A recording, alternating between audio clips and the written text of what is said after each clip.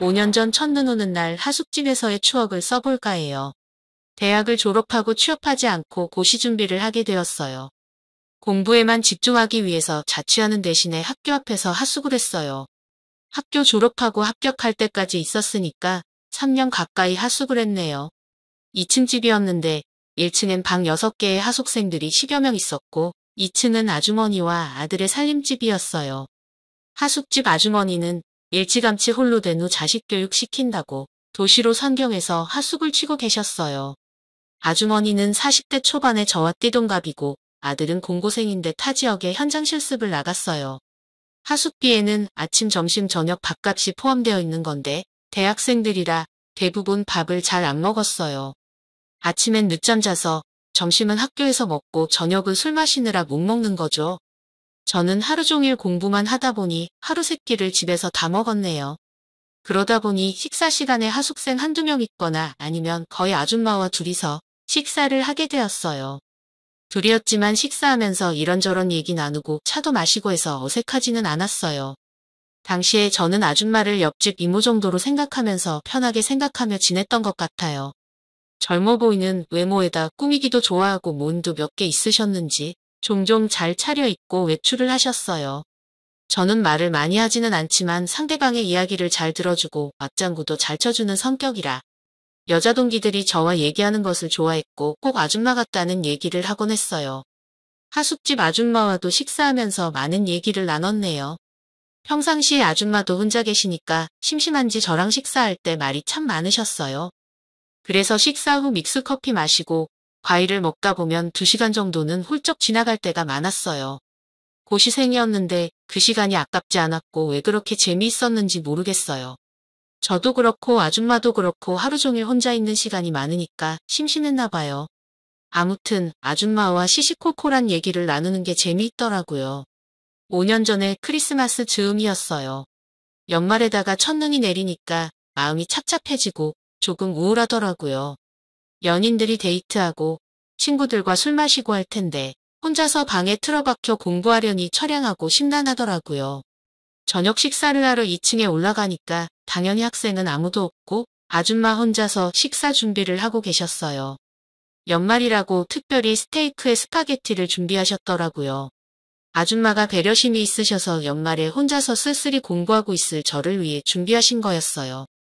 과일주 담궈 놓은 거 있는데 한잔 하겠느냐고 물어보시더라고요.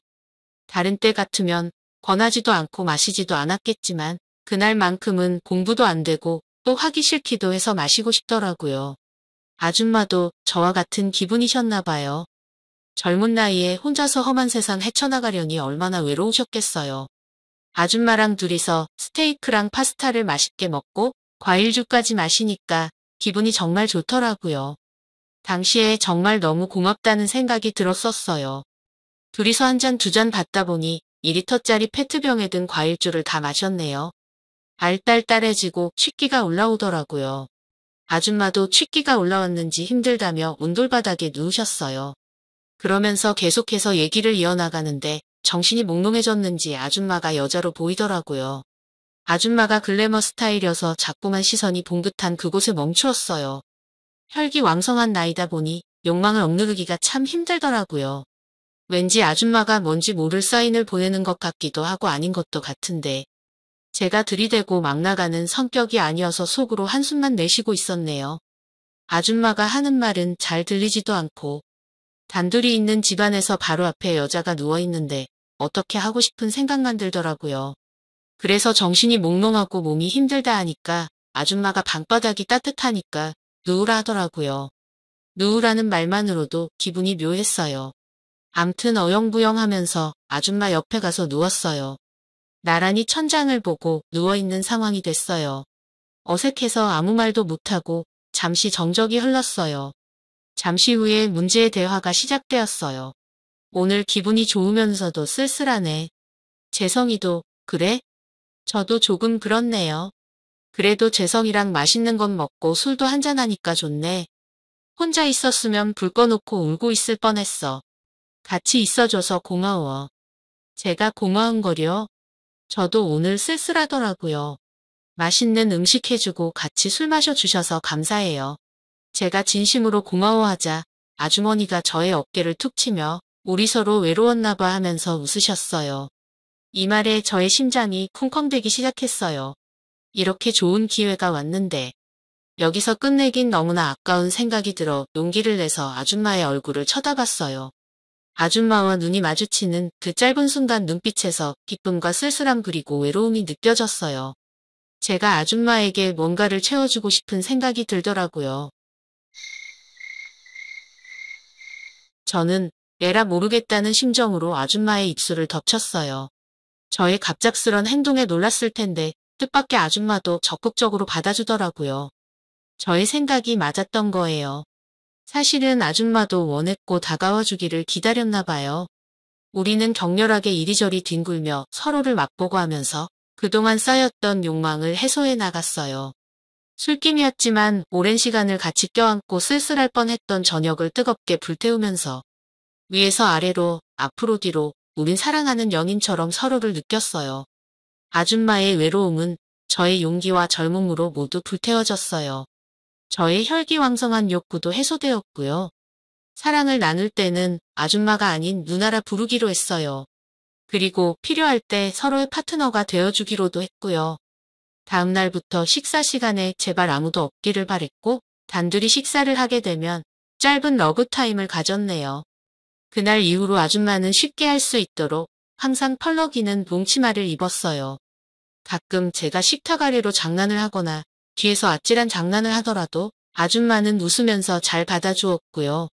주말에는 같이 영화를 보고 사람이 없는 곳으로 여행을 가면서 그렇게 아줌마와 저의 비밀 연애가 시작되었네요.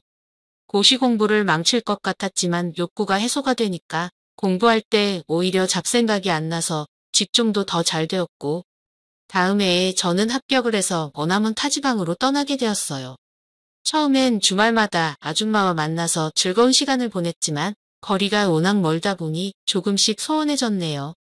그리고 소개팅을 하고 새로운 연애를 시작하다 보니까 자연스레 아줌마와 멀어지게 되었어요. 힘들었던 시절에 서로에게 도움이 되어서 고마운 마음과 미안한 마음이 공존해 있지만 떳떳한 연애가 아니라면 그만하는 게 좋겠다 싶어 더 이상 찾아가지 않았어요. 아줌마를 완전히 잊어갈 때즈음 오늘 첫눈을 보니까 5년 전의 추억이 떠올라 써봤어요. 옛날 어느 마을에 17세 가연아 씨가 살고 있었습니다. 가연아 씨는 일남 사녀의 맏딸이었죠. 가연아 씨는 사대부 가문으로 충분한 부와 권력을 갖고 살고 있었습니다. 그러던 어느 날 아버지의 죽음으로 모든 재산은 그 고을의 큰 상단을 운영하는 하천석 단주가 몰수하여 갔죠. 그리하여 가연아 씨는 하루아침에 으리으리한 기와집에서 초라한 초가집으로 옮기게 되었습니다. 어머니와 가연아 씨는 아무리 생각해봐도 아버지의 죽음이 이상하다 생각했답니다.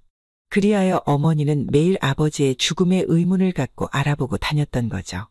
그러나 관아에서는 아버지의 죽음은 사고로 인한 죽음이며 더 이상 수사는 할 수 없다고 하였답니다.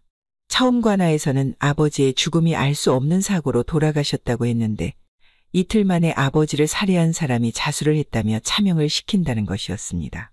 아버지를 살해한 이유를 알고 싶다고 하니 사람을 착각하여 죽였다는 이유였답니다. 아버지의 죽음은 그렇게 단순 사고로 조용히 마무리가 되었습니다. 그리고 재산은 아버지가 돌아가시기 전 재산을 담보로 많은 금화를 하단주가 빌려줬다며 모든 재산을 몰수했죠. 그렇게 한 해가 지나갈 때쯤 어머니도 지병으로 돌아가셨습니다. 가연아 씨는 아버지의 죽음에 의문이 많았지만 이제 가장으로 살아갈 것을 먼저 걱정해야만 했답니다. 그리고 동생들을 돌봐야 한다는 생각에 무슨 일이라도 해야 했죠. 그리하여 가연아 씨가 할 수 있는 일 중 어머니를 도우면서 배웠던 한복 만들기 뿐이었습니다. 가연아 씨는 순이 어멈한테 여러 장의 그림을 보여주었죠. 그림에는 마님, 처녀, 선비 그리고 기생들이 그려져 있었습니다. 아씨 그림은 뭔가 살아있는 것처럼 생생하고 금방이라도 사람이 튀어나올 것 같구먼요. 웜에 한복 좀 보게. 한복이 요렇게럼 고울 수가 있는감요? 순이어멈, 자네 눈에는 한복이 곱게 보이는가? 아이고 두말하면 잔소리구먼요. 그동안 아씨가 워낙 얌전한 색으로 한복을 만들어 입으셔서 사람들은 잘 모르겠지만요.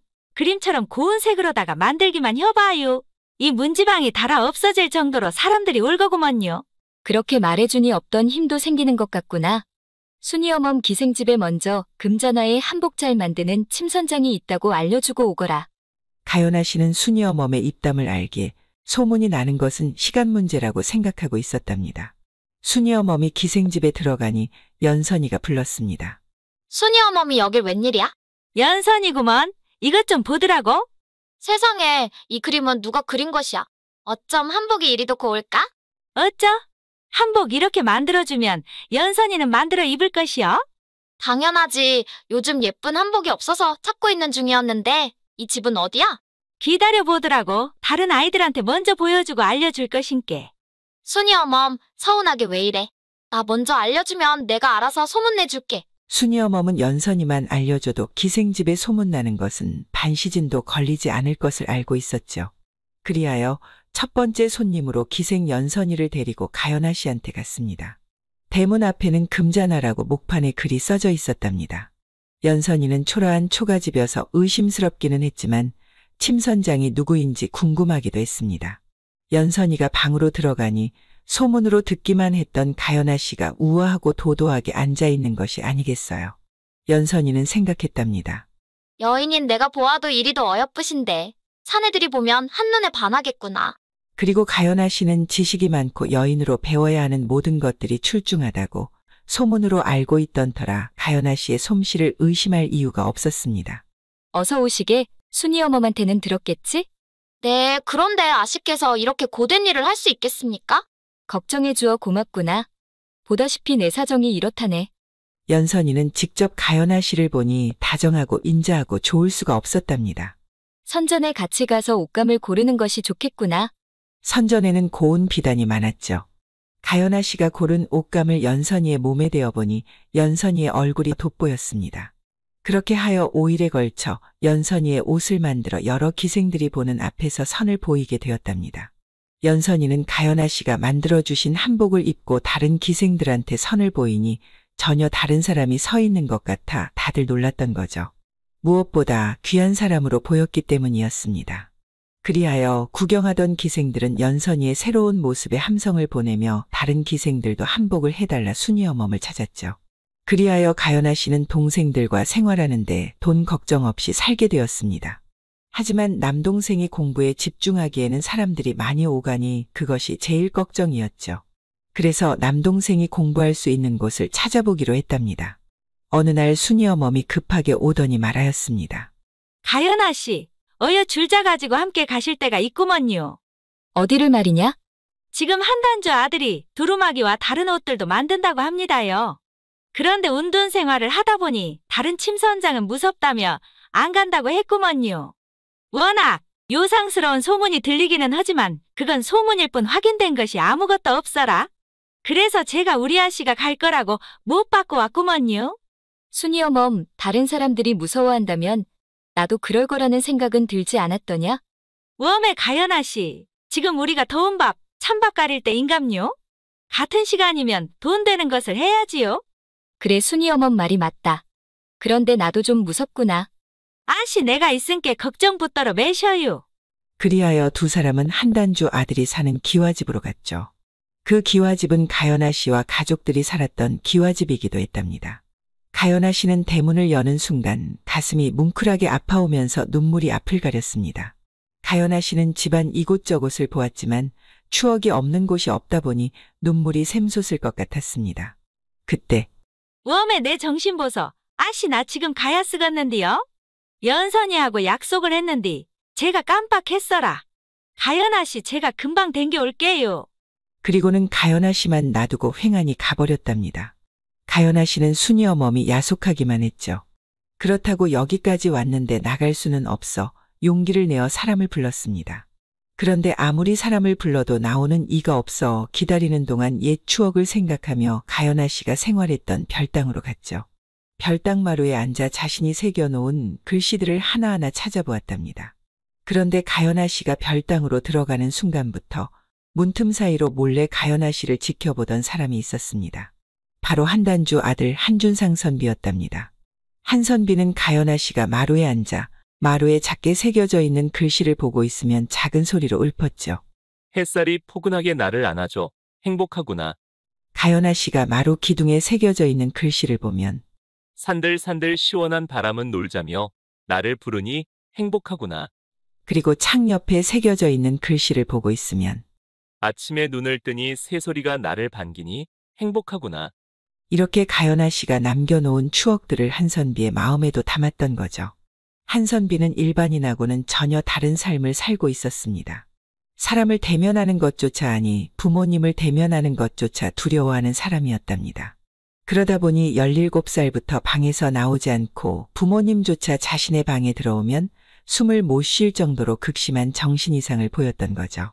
한단주는 그런 아들이 못마땅하여 18세 되는 해에 가연아 씨의 옛집으로 보내 혼자 지내도록 했습니다. 밥만 머슴통에서 보내주었죠. 한선비는 그 큰 집에서 혼자 지내는 시간이 더 편했습니다. 누구인지는 모르지만 마루, 문지방, 기둥 그리고 창틀 여기저기에 행복하다는 말들을 새겨놓았는데 한선비도 매일 보는 행복하다는 글씨에 자신도 그 행복이라는 것을 느끼고 싶어졌던 거죠. 그리하여 아침에 눈을 뜨고 새소리를 들으면서 행복을 느껴보려 했고 햇살이 포근한 날 마루에 앉아 행복함을 느껴보려 했으며 선선한 바람이 부는 날 기둥에 기대어 행복을 느끼려 하니 언제부터인가 자신의 마음에 행복이 싹트는 것 같았답니다. 그리하여 하늘을 보게 되고 꽃을 보게 되고 나비를 보게 되고 서서히 시야에 들어오는 것들이 많아지게 되었습니다.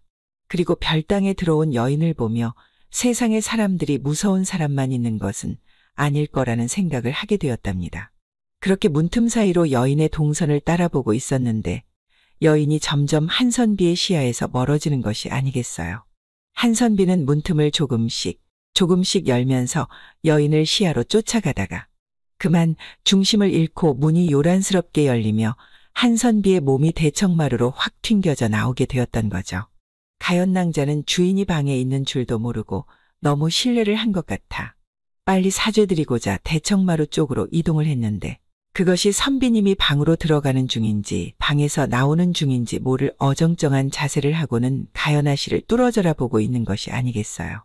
한선비는 어여뻐 보이는 여인이 바라보고 있어 방으로 쏙 들어갈 수도 없고 어쩔 수 없이 방에서 나오는 중인 걸로 천천히 허리를 펴고 문을 닫고 나왔답니다. 제가 방에 계신 줄도 모르고 저는 이가연이라 하옵니다. 제가 늦게 나와 죄송할 뿐이지요. 한선비는 자신이 한 번도 더듬거리지 않고 말을 한 것이 믿겨지지 않았답니다. 한선비는 그런 자신이 너무 신기하였습니다. 저는 한준상입니다. 한복을 가연낭자가 직접 만드시는 건가요? 네, 제가 침선장입니다. 무엇을 만들어드리면 될까요? 지금 입고 있는 옷들이 작아져서요. 새롭게 다 만들어야 할 것 같습니다. 두루마기는 계절별로 3벌, 한복은 계절별로 4벌. 집에서 편안하게 입는 한복을 계절별로 3벌, 그리고 여름에 시원하게 입을 수 있는 것으로 4벌. 버선은 계절별로 10쌍이면 될 듯합니다.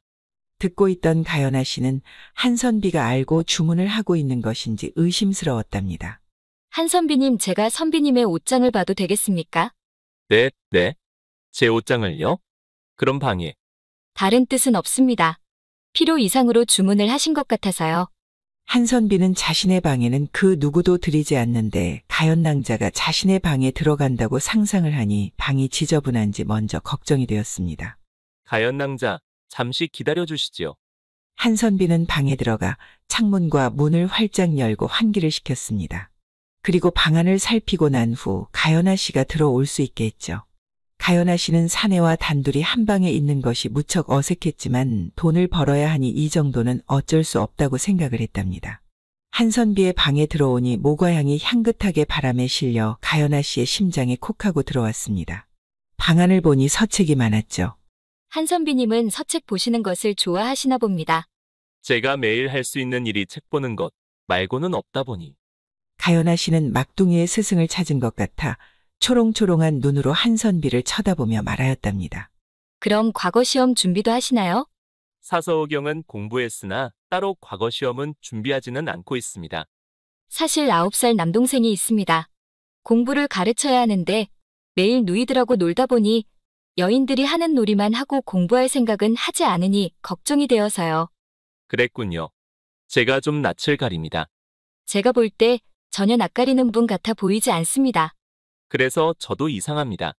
원래 제가 이렇게 말을 잘하는 사람이 아닙니다. 그런데 가연낭자 앞에서는 이상하게 괜찮습니다.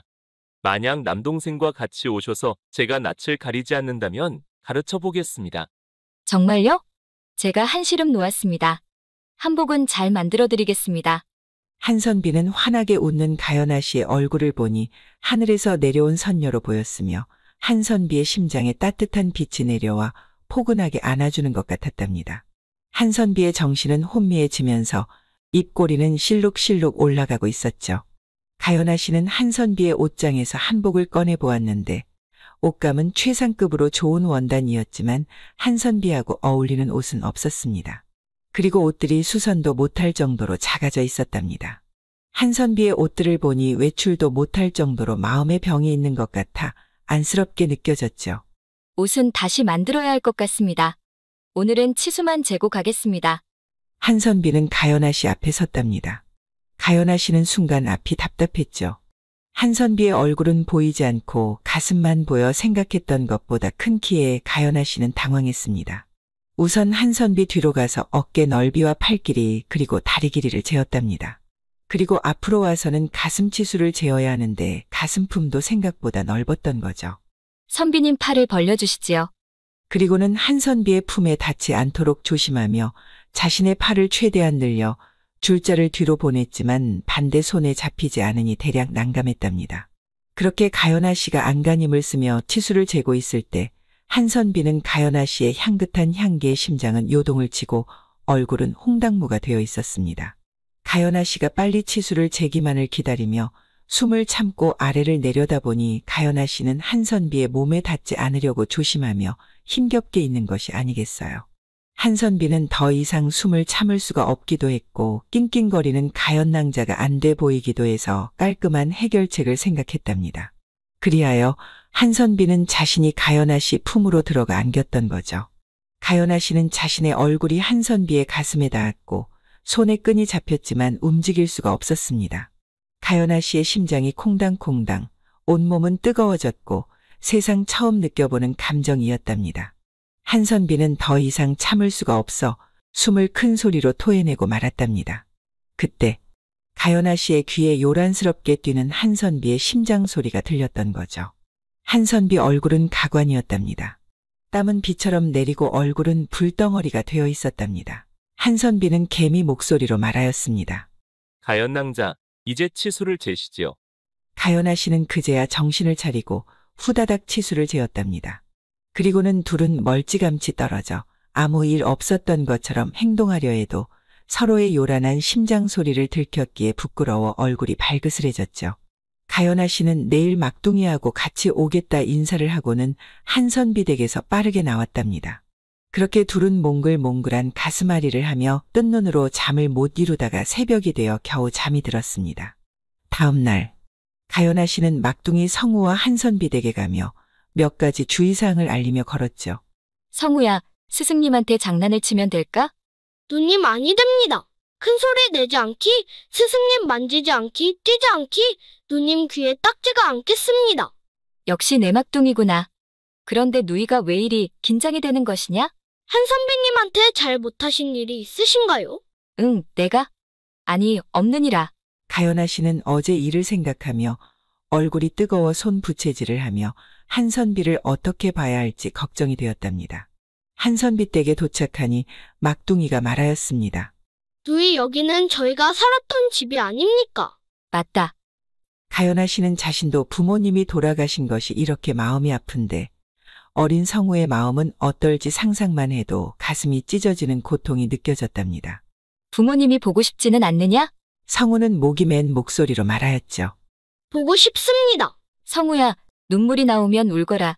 참는다고 참아지는 것이 아니지 않느냐? 누이 울어도 됩니까? 가연아 씨는 성우를 보고 끄덕끄덕했죠.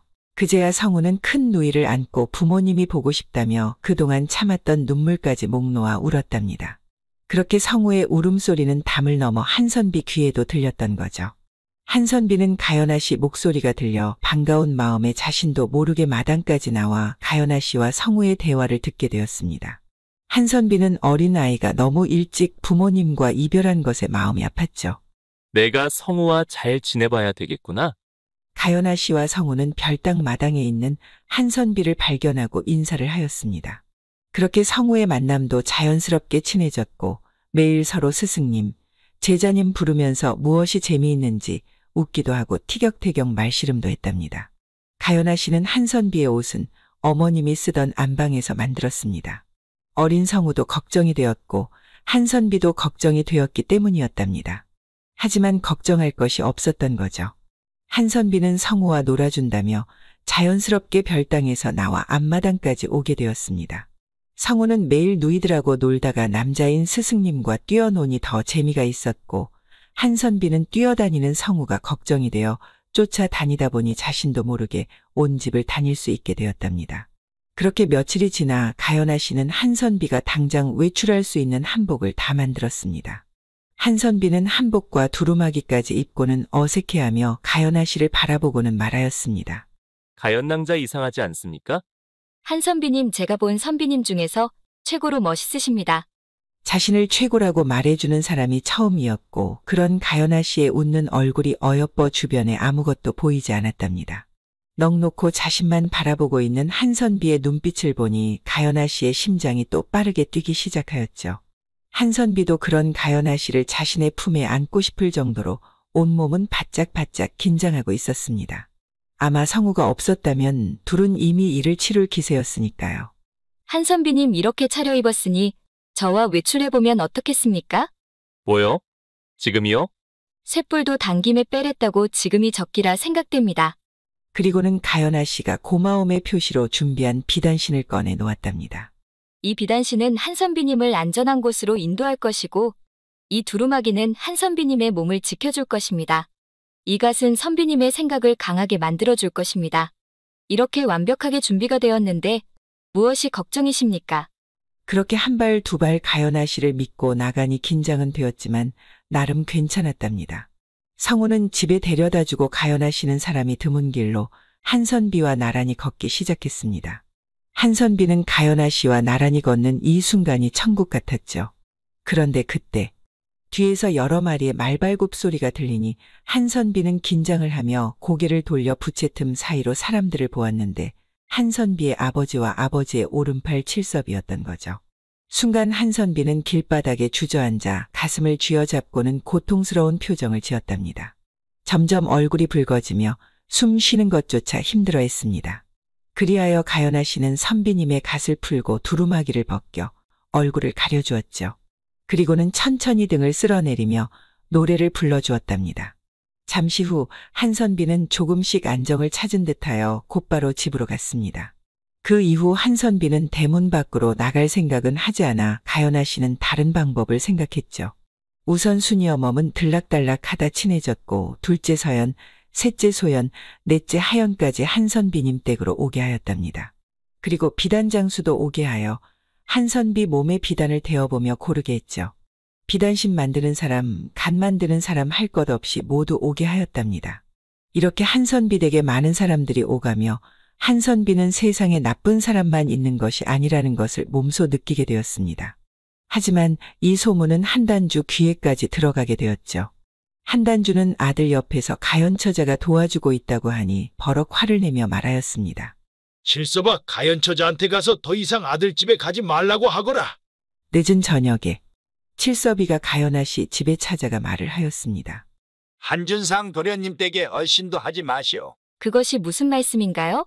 복상 망한 집안과 엮일 분이 아니라는 말을 하고 있는 것이오. 우리 도련님 어찌해서 다시 집을 찾고 싶은 것 같은데 어림도 없어이다. 계속 우리 도련님을 만난다면 우리도 가만히 있지만은 않을 것이오. 그 말만 남기고 가버렸답니다. 예의가 없는 사람이군. 칠섭이 입에서 나오는 말은 한단주 생각이겠지? 가연아 씨는 생각할수록 아들을 위하는 마음이 조금도 없다고 생각이 되니 한선비가 불쌍하기만 했죠. 하지만 칠섭이라는 사람은 악랄하기로 소문이 난 사람이라 그 말을 무시할 수만은 없었답니다.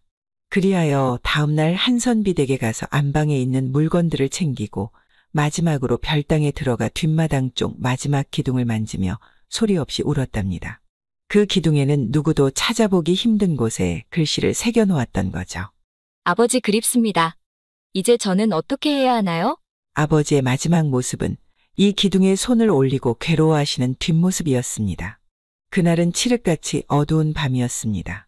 가연아 씨는 자려고 준비를 하고 있는데 밖에서 아버지의 한숨 소리가 들렸답니다. 아버지 무슨 일 있으신가요? 아니다. 가연아 아비가 일이 있어. 지금 나가봐야 할 것 같구나. 이 늦은 밤에 어디를 가시려고요? 안 가시면 아니 되나요? 나도 가고 싶지는 않으나 어쩔 수 없이 누구를 봐야 해서 빨리 다녀오마. 아버지는 미소만 남기시고 대문을 나섰답니다. 가연아 씨는 그 모습이 아버지의 마지막 모습이 될 거라고는 생각을 못했으며 그때 더 잡지 못한 것이 한이 되었던 거죠.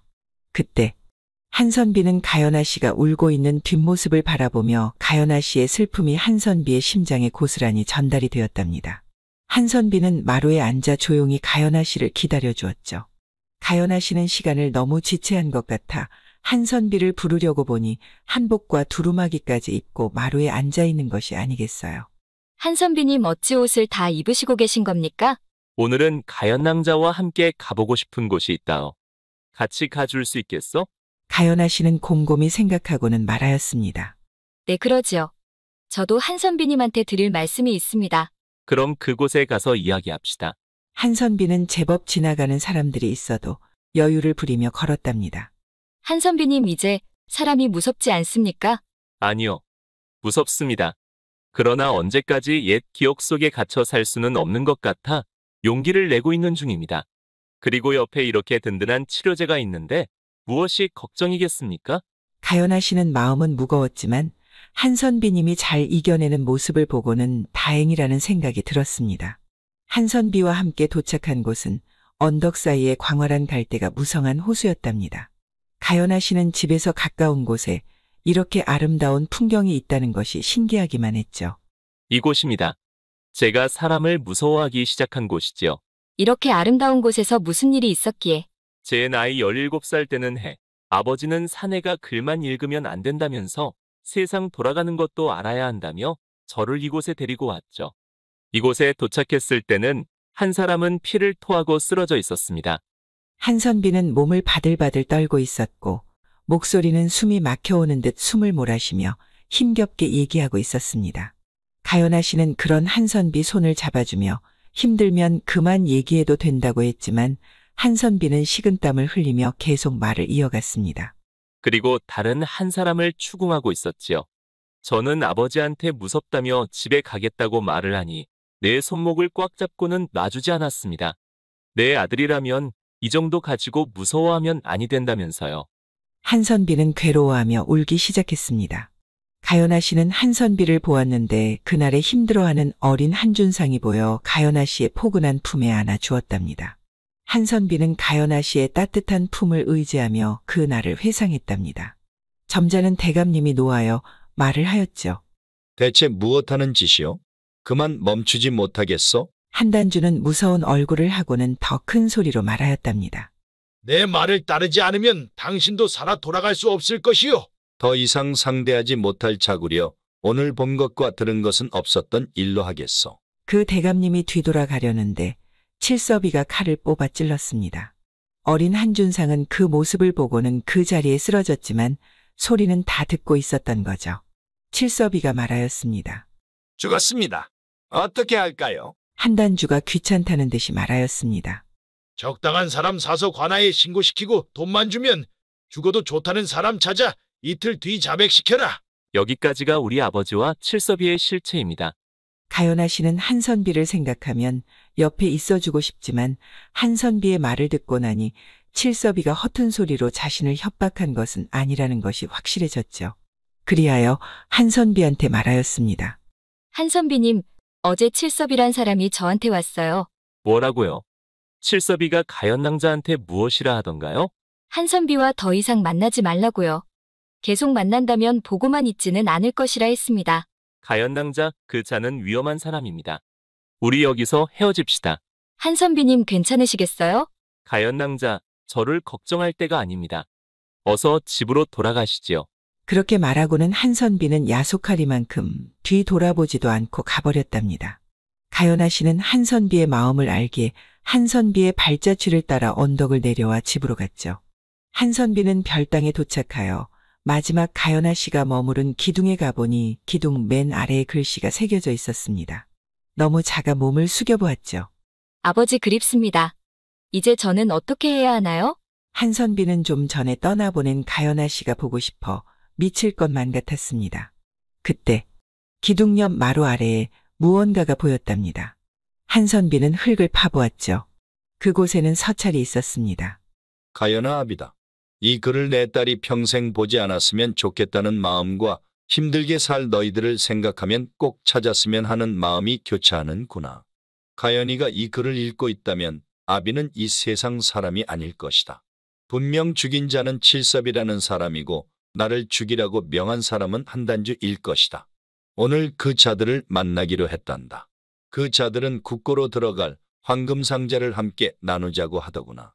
뒷일은 자신들이 처리하겠다며 나를 설득했고 그리는 못한다고 하니 내 주변 사람들을 잡아놓고 오늘 언덕 사이에 있는 호수 갈대밭으로 나오라 했단다. 나오지 않으면 우리 가족들의 안전은 책임질 수 없다고 겁박을 주더구나. 가연아, 이 글은 아버지의 죽음을 파헤칠 것 같아 쓴 글이다. 절대 파헤치려 하지 말거라. 그 자들은 악귀이니라. 악귀이기에 사람이 대적할 수 없는 자들이다. 분명 나의 재산도 몰수했을 것이다. 아비가 준비한 집이 있단다. 많이 떨어져 있는 곳이지만 너희들이 살아가는데 문제는 없을 것이다. 사랑하는 가연아, 아비가 너무 무거운 짐을 주고 가 미안하구나. 어미와 동생들 잘 부탁한다. 한선비는 땅바닥에 주저앉았습니다. 오늘 자신의 마음을 위로해달라 토해낸 얘기들이 다 가연아 씨의 아버지 죽음 이야기라는 것이 믿어지지 않았답니다. 한선비는 악을 쓰며 큰 소리로 울었습니다. 한선비는 미쳐버릴 것만 같았던 거죠. 그때 한선비의 입에서 비릿한 음성이 흘러나왔습니다. 악귀는 악귀가 대적해줘야지. 이 말을 남기고 광기 흐르는 눈빛으로 피식 웃었습니다. 그리고는 방에 들어가 가연아 씨가 만들어준 옷들은 고이 접어 비단신과 갓등을 정성스럽게 옷장에 넣고는 자물쇠로 잠갔답니다. 그리고는 가연아 씨에게 익명으로 서찰을 썼죠. 이 집으로 가시오. 당신의 아버님이 준비한 것이요. 그리고 누구한테도 알리지 말고 조용히 떠나시오. 지나가는 사람에게 돈을 주고 가연아 씨한테 전달하라고 했죠. 그리고는 마지막으로 가연아 씨의 얼굴이 보고 싶어 나무 뒤에 숨어 지켜보고 있었답니다. 가연아 씨는 마당에서 서찰을 보고 있었습니다. 희미하게 보이는 얼굴이었지만 이렇게라도 볼 수 있어 좋았죠. 한선비는 아쉬움을 뒤로하고 집으로 돌아왔답니다. 그리고는 어릴 때 아버지가 시켜 억지로 배웠던 검수를 다시 시작을 했습니다. 다행히 한선비는 운동신경이 남달라 배우는 속도가 빨랐죠. 아버지와 칠섭이를 대적할 수 있을 정도로 매일 아침부터 늦은 밤까지 체력을 키우고 틈틈이 무예책을 보면서 익혔답니다. 그렇게 1년이라는 시간이 흐르고 한선비는 아버지를 찾아갔습니다. 한단주는 첫째 아들이 왔다는 말에 놀라지 않을 수가 없었던 거죠.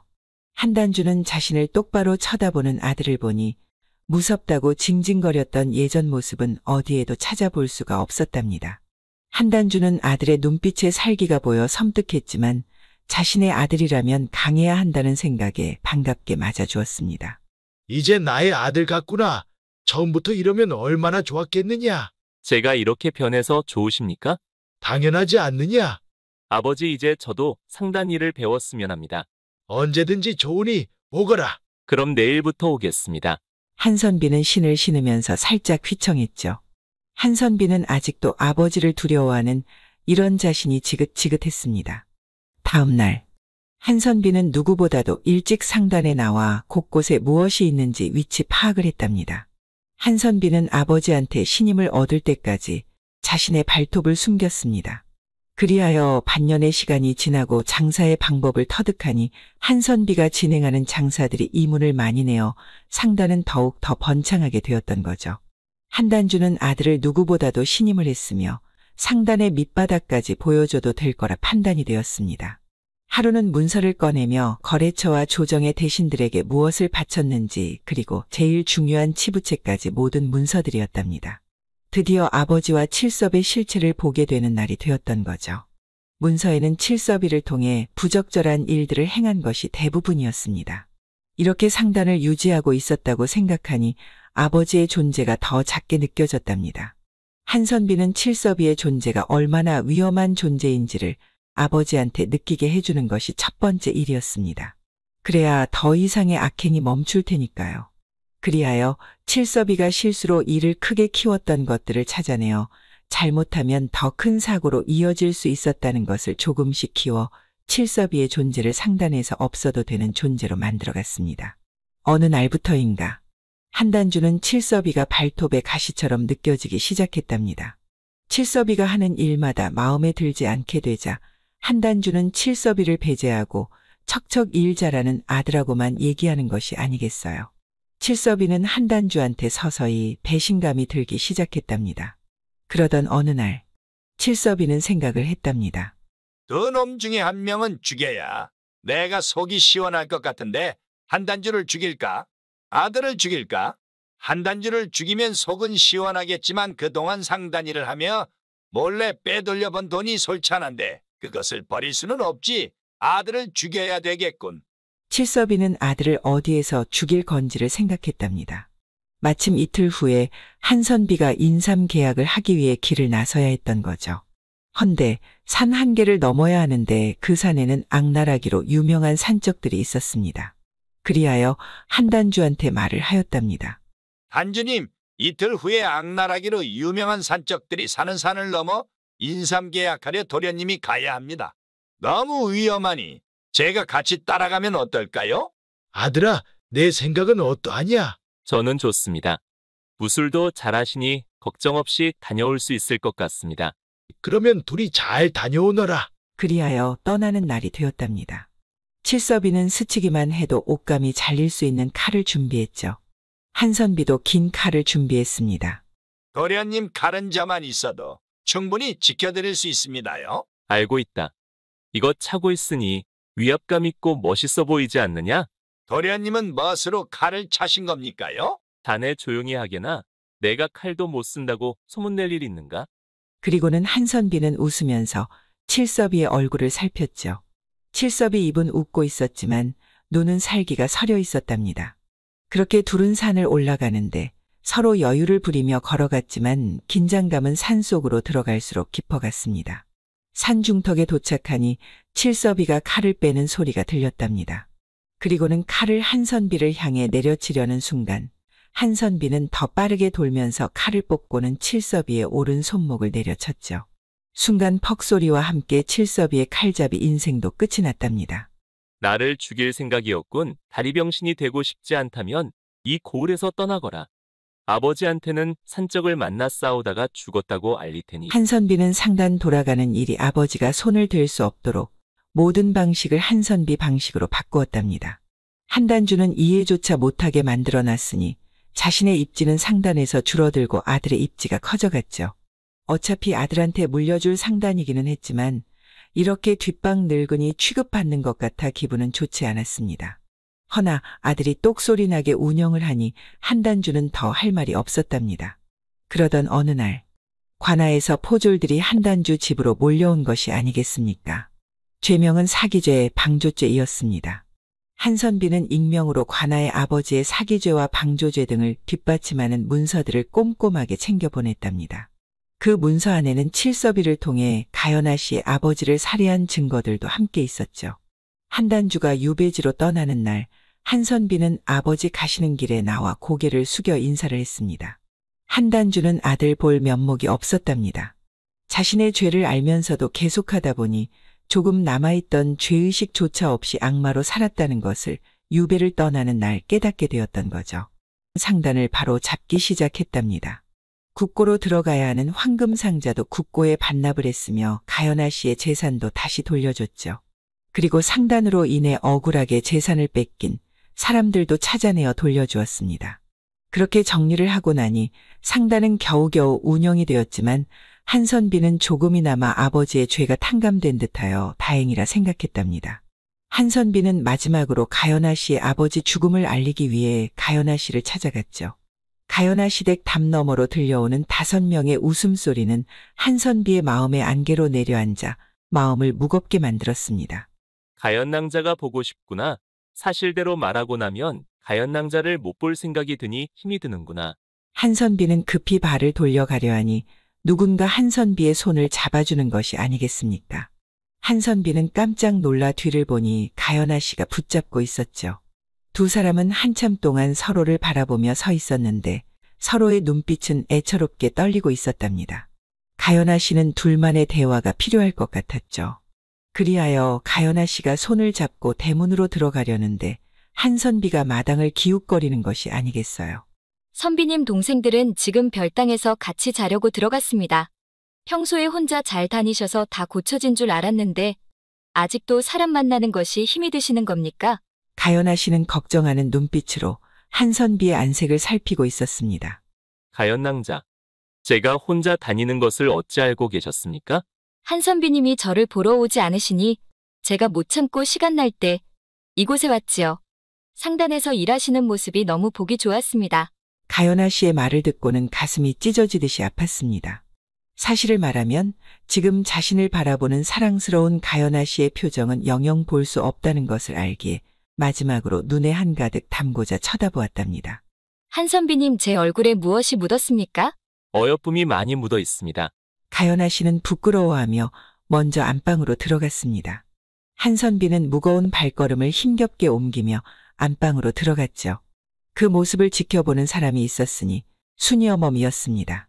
웜에 한선비님하고 가연아 씨하고 같이 방으로 들어가시는구먼. 내가 딱 보니께 오늘 큰일 치르겠구먼. 어차피 일이 될 것을 먼 길을 돌아왔어야. 그나저나 내일 아침에 일찍 깨워야 혀? 아니면 모른 척 해야 하는겨? 아이고, 내가 속 터져 답답하구먼. 가연아 씨 방에서는 한선비가 무릎을 꿇고 가연아 씨의 아버지 죽음에 대해 빠짐없이 얘기하고 있었답니다.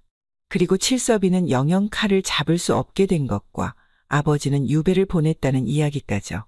가연아 씨는 이 모든 사실을 듣고는 놀랐습니다. 하지만 가연아 씨는 누구보다도 잘 알고 있었답니다. 한선비도 아버지와 칠섭이의 피해자였다는 것을요. 가연아 씨는 한선비가 사람들을 두려워하는 것을 이겨내며 아버지와 칠섭에게 벌을 주기 위해 한선비가 겪었던 고통의 크기는 느낄 수조차 없었답니다. 가연아 씨는 한선비를 일으켜 앉게 하고는 한선비를 자신의 품 안에 안았습니다. 한선비님 당신도 피해자입니다. 어찌 이렇게 힘든 길을 홀로 견디셨나요? 이제 그 고통의 마음 내려놓으시지요. 저는 누구보다도 한선비의 마음을 알고 있습니다. 한선비는 그제야 가연아 씨를 조심히 안고는 목 놓아 울었습니다. 가연아 씨 품 안은 자신의 몸에 박혀있던 가시들을 녹여주는 듯 하였답니다. 그동안 가연아 씨 또한 한선비가 보고 싶어 먼 발치에서 한선비를 보았던 거죠. 그런데 한선비를 안게 되니 그동안 애태웠던 마음이 녹아내렸답니다. 한선비는 서서히 가연아 씨한테 입술로 다가갔습니다. 한선비는 아침에 눈을 떠보니 너무도 그리웠던 가연아 씨가 자신의 품에 안겨 자는 모습을 보니 어제 일이 생생하게 기억이 나 꿈이 아님을 감사하게 생각하고 있었습니다. 그때 밖에서 들려오는 소리가 있었으니 아이들이 하나 둘씩 아침 인사를 나누는 소리가 들렸고 소곤거리는 소리가 가까이 들리기 시작하였습니다. 큰일입니다. 가연낭자 일어나야 할 것 같소. 아이들이 다 일어난 듯합니다. 가연아 씨는 졸린 눈을 뜨니 해는 중천에 떠 있었답니다. 두 사람은 혼비백산이 되어 허겁지겁 옷을 챙겨 입기 시작했습니다. 한선비는 옷을 다 입고 생각이란 것을 했답니다. 이제는 물러설 곳이 없구나. 차라리 잘 되었다. 내 여인임을 알리고 처제들과 처남을 내가 책임져야겠구나. 그리하여 가연아 씨의 손을 잡고는 마루로 나갔습니다. 마당에는 둘째, 셋째, 넷째 그리고 막둥이까지 나란히 안방을 보고 있는 것이 아니겠어요. 다들 놀란 눈을 하고는 입을 다물지 못하고 있었습니다. 그때 스승님도 큰 누님하고 주무셨습니까? 저도 큰 누님하고 함께 잘 때가 제일 편안합니다. 다른 누이들은 자면서 발로 차고 팔로 때리기도 해서 도저히 함께 잘 수가 없습니다. 성우만 모를 뿐 그곳에 있는 모든 이들은 눈치로 알고 있었답니다. 순이 어멈은 이렇게 있다가는 아침밥이 늦어질 것 같아 말을 하였습니다. 아침이 늦었구먼요. 어여 방으로 드셔요. 우리 성우도련님 배가 속 들어갔구먼요. 스승님 함께 아침 하시지요. 모두들 한선비의 말을 기다리며 한선비 얼굴만 쳐다보고 있었죠. 한선비는 기회가 온 듯하여 웃으며 얘기했습니다. 순이 어멈 이제 나도 가족이 될 것이니 내 아침도 같이 준비해 주시오. 처제들과 처남하고 같이 먹고 싶구나. 아이고, 선비님 아침도 이미 준비했구먼요. 예비 처제들은 한선비님이 형부가 되길 기대하고 있었는데 처제들과 처남이라고 말을 해주니 너무 좋아 한박 웃으며 말하였습니다. 형부, 어서 들어가시지요. 한선비는 처제들이 형부라고 말해주니 그 소리 또한 너무 듣기 좋아 행복이 이곳에 있음을 깨달았죠. 순이어 머문 눈물을 글썽이며 가연아 씨를 보았답니다. 그동안 동생들을 키우며 마음 고생한 가연아 씨가 이제는 의지할 수 있는 분이 생겨 좋았던 거죠. 그리하여 가연아 씨와 한선비는 혼인을 했으며 한선비는 더 열심히 일을 하여 제일 큰 상단으로 키웠습니다. 그리고 한선비는 왕으로부터 특별 사면인 해배를 받기 위해 노력을 했고 결국 한선비의 아버지는 3년이란 유배 기간을 마무리하고 조용한 곳에 집을 얻어 자신을 반성하며 살았다고 합니다. 사자성어의 권선징악은 징악이권선이라는 말에서 유래되었으며 악한 행위는 당연히 징벌하여 바로잡고 선한 행위는 권하여 장려해야 한다는 뜻이죠. 옳고 그름을 따져 충신과 효자에게 상을 주고 난신과 적자에게는 벌을 주는 권선징악의 엄정한 평가는 공자가 춘추를 지으면서 객관적이고 공정한 서술과 더불어 가장 중요시 되었다고 합니다. 이 성어는 사회적 도덕과 윤리를 강조하는 말로 우리 사회의 기본 원칙을 지켜오는데 중요한 성어였다고 생각을 해봅니다. 벚꽃 야담. 구독, 좋아요, 알림 설정은 여러분의 사랑입니다. 야담 이야기 시작하겠습니다. 옛날 조선 여러 마을에서는 처녀들이 밤낮으로 흔적도 없이 사라지고 있었습니다. 그리하여 여인들은 밖으로 나오지 못하도록 했었지만 소용이 없었죠. 그러자 마을에는 강석두라는 사또가 부임을 하게 되었는데 강사또는 이 사건에 초집중을 하였답니다. 낮에는 몇 명의 포졸들에게 사복을 입게 한 후 양반댁을 중심으로 이상한 점이 있으면 기록에 남기도록 명하였습니다.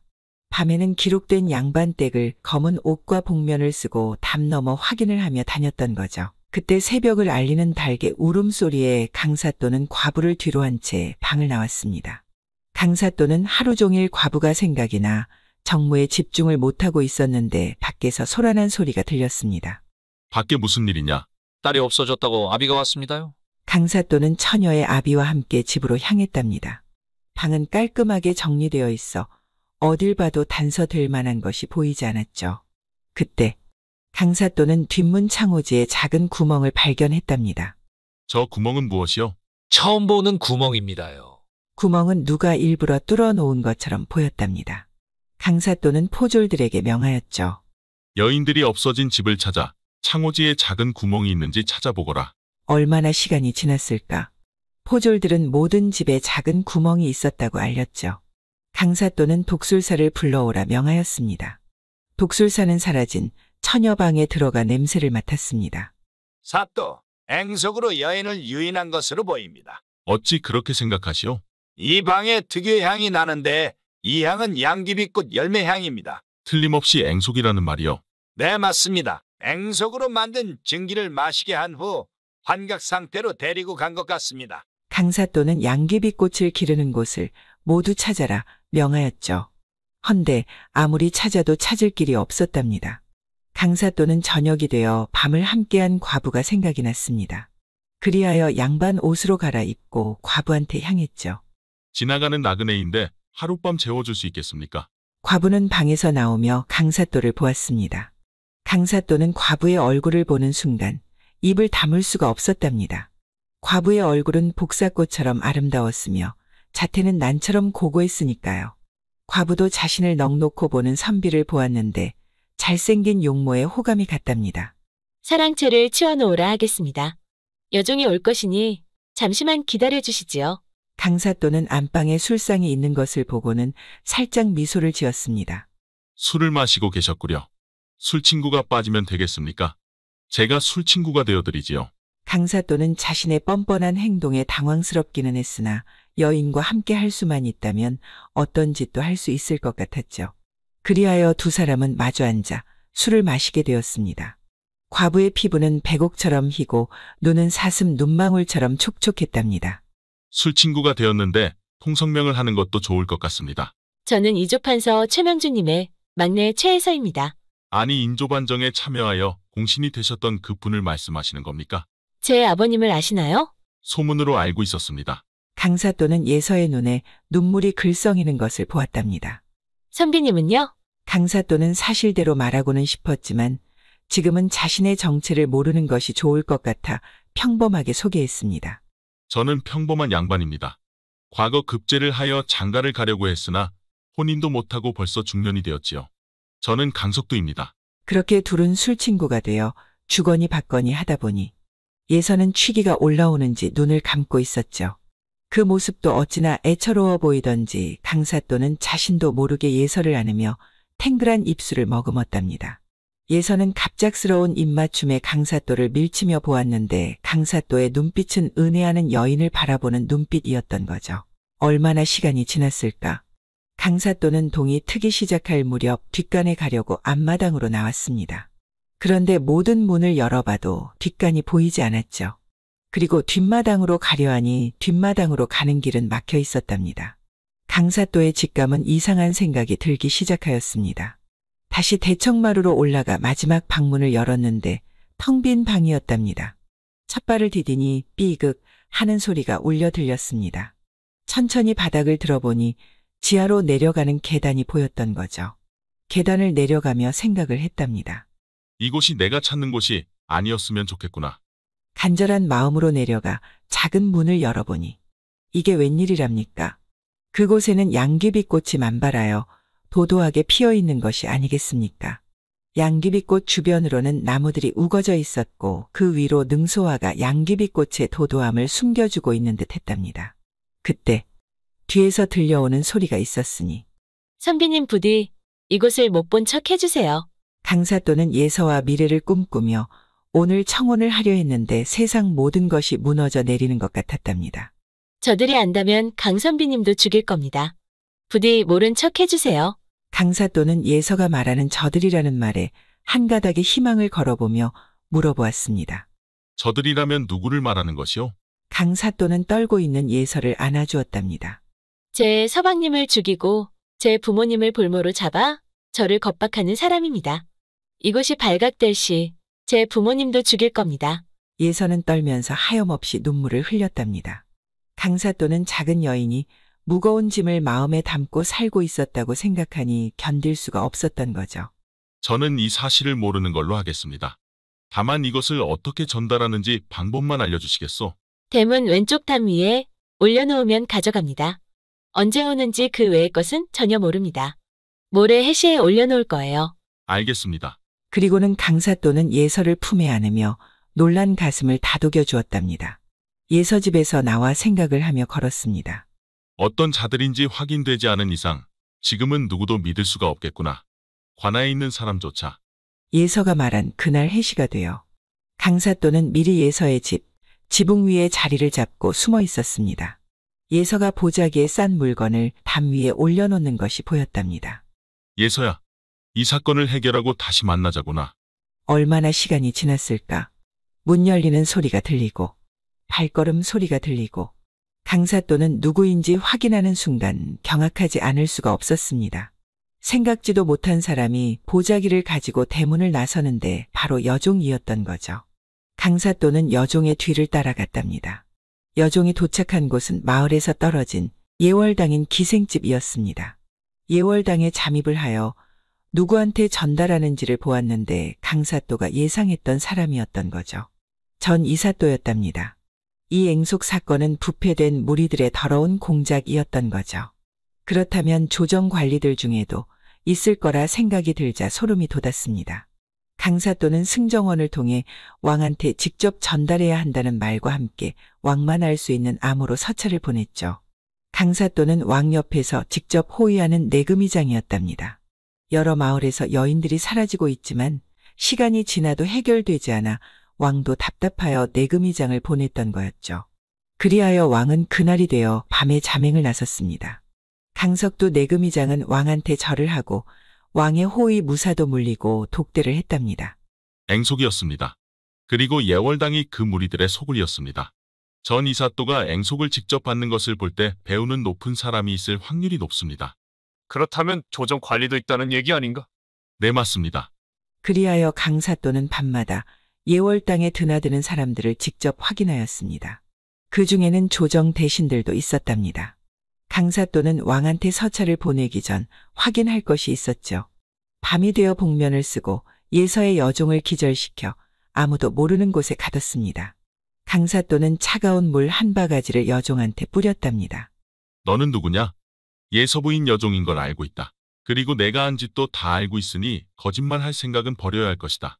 나리 목숨만 살려주세요. 저는 예월당의 기생입니다. 이사또하고는 무슨 사이더냐? 이사또는 제 기둥서방입니다. 시키는 일을 하지 않으면 저를 죽일 듯이 때려 살 수가 없었습니다. 저도 살고자 어쩔 수 없었습니다. 예월당의 앵속과 관련된 사람들이 누구더냐? 조정에 있는 관리들도 다 불어야 할 것이다. 여종은 모든 사람들을 말해 주었답니다. 너는 여기서 하루만 지내거라 꺼내줄 터이니. 강사또는 조정의 대신들 명단을 적어 승정원을 통해 왕에게 전달을 하였으며 다음 날 해시에 그 무리들을 잡기로 했죠. 때가 되어 포졸들과 해시의 예월당을 포위하여 한 명도 빠짐없이 잡아 관하로 끌고 가 앵속과 관련 있는 사람들을 속출하였답니다. 그리고 조정 관리들은 사원부로 넘겼죠. 그리하여 사라진 여인들과 예서 부모님은 예월당 지하 감옥에서 구출을 하였습니다. 또한 양귀비꽃을 재배하는 곳을 찾아 양귀비꽃을 뿌리까지 뽑아 불로 태워버렸죠. 그리하여 양귀비꽃 사건은 마무리가 되었답니다. 강석두는 예서 집으로 급히 갔습니다. 예서는 대청마루에서 어머님을 안고 울고 있었죠. 강석두는 대청마루에 올라가 예서 부모님께 넙죽 절을 하고 앉았습니다. 저는 내금이장 강석두입니다. 저를 알아보시겠습니까? 그럼 기억하고 말고 그런데 자네가 여기에 어떻게? 예서와 혼인하고 싶습니다. 강석두는 그동안 있었던 이야기를 했죠. 아주 은밀한 얘기는 빼고 말입니다. 옆에서 안절부절 못하며 깜짝깜짝 놀라는 예서가 너무 귀여워 놀리는 재미도 있었죠. 그렇게 혼인 허락을 받고 강석두는 예서와 손을 잡고 오솔길을 걸었답니다. 선배님께서 진짜 내금이장이십니까? 네, 맞습니다. 내금이장을 뽑을 때 얼굴도 잘생겨야 한다는 기준이 있습니까? 뭐요? 하하하. 강내금이장은 예서의 말에 사랑스러워 번쩍 안고는 달콤한 입맞춤을 했답니다. 양귀비라는 꽃 이름은 조선시대 문헌에서도 찾아볼 수 있는데 경국지색 양귀비의 미모처럼 아름답고 위험하다 하여 붙여진 명칭이었죠. 양귀비꽃도 백성을 피폐하게 만들어 나라를 위태롭게 하기는 마찬가지인 듯합니다. 벚꽃 야담.